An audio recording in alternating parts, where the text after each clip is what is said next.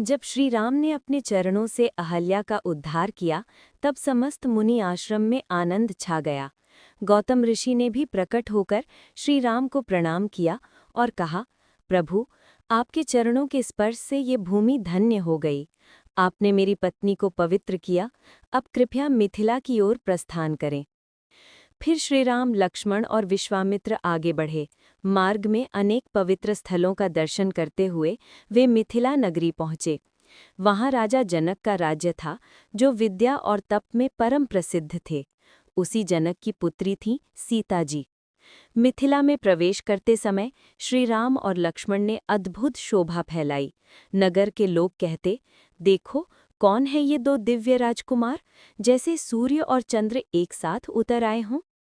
सीता जी ने भी पहली बार श्री राम को उद्यान में देखा। उसी क्षण उनके हृदय में भक्ति और प्रेम का अंकुर फूटा।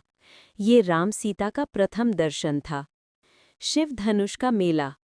राजा जनक ने घोषणा की कि जो वीर भगवान शिव के धनुष को उठाकर प्रत्यंचा चढ़ाएगा, वही मेरी पुत्री सीता का पति होगा। विश्वामित्र के आदेश से श्री राम धनुष के पास गए। उन्होंने सहज भाव से जैसे पुष्प तोड़ा हो, वैसे ही धनुष को उठाकर प्रत्यंचा चढ़ाने का प्रयत्न किया और धनुष भंग हो गया। संपूर्ण सभा जय श्री राम के नारे से गूंज उठी। जनक जी ने बड़े हर्ष से कहा, आज मेरी वंश परंपरा सफल हुई। मेरी पुत्री को साक्षात विष्णु का अंश प्राप्त हुआ।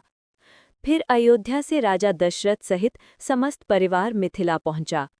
वहां राम सीता, भरत मांडवी, लक्ष्मण उर्मिला और शत्रुघ्न श्रुति कीर्ति, इन चारों का दिव्य विवाह हुआ। अयोध्या वापसी।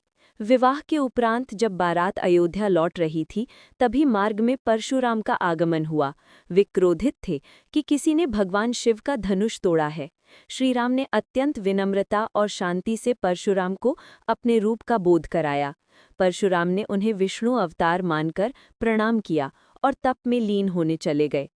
निष्कर्ष।